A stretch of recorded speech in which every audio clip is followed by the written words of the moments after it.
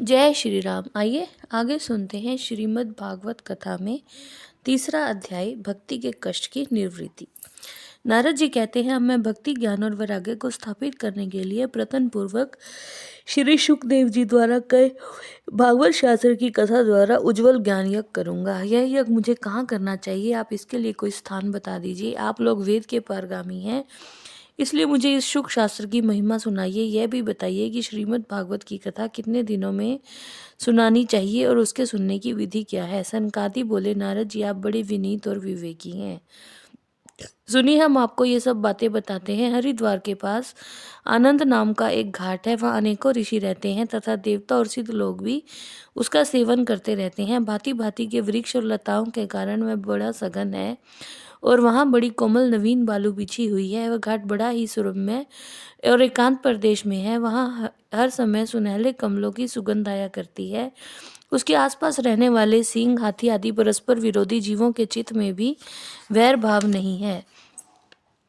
वहां आप बिना किसी विशेष प्रयत्न के ही ज्ञान यज्ञ आरंभ कर दीजिए। उस स्थान पर कथा में अपूर्व रस का उदय होगा। भक्ति भी अपनी आंखों के ही सामने निर्बल और जरा जीर्ण अवस्था में पड़े हुए ज्ञान और वैराग्य को साथ लेकर वहां आ जाएगी, क्योंकि वहां जहां भी श्रीमद् भागवत की कथा होती है वहां ये भक्ति आदि अपने आप पहुंच जाते हैं।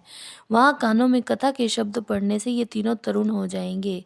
सूत जी कहते हैं, इस प्रकार कहकर नारद जी के साथ सनकादि भी श्रीमद् भागवत कथा अमृत का पान करने के लिए वहां से तुरंत गंगा तट पर चले आए। जिस समय वे तट पर पहुंचे, भूलोक, देवलोक और ब्रह्मलोक सभी जगह इसी कथा का हल्ला हो गया। जो जो भगवत कथा के रसिक विष्णु भक्त थे वे सभी श्रीमद् भागवत अमृत का पान करने के लिए सबसे आगे दौड़ दौड़ कर आने लगे। भृगु, वशिष्ठ, च्यवन, गौतम, मेधातिथि, देवल, देवरात, परशुराम, विश्वामित्र, शाकल, मार्कंडेय, दत्तात्रेय, पिपलाद, योगेश्वर, व्यास और पराशर, छाया, शुक, जाजली और जहनु आदि सभी प्रधान प्रधान मुनिगण अपने अपने पुत्र, शिष्य और स्त्रियों समेत बड़े प्रेम से वहां आए।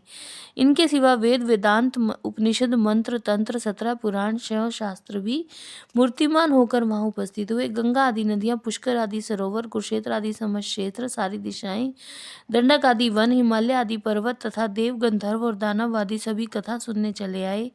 जो लोग अपने गौरव के कारण नहीं आए, महर्षि भृगु उन्हें समझा बुझा कर ले आए।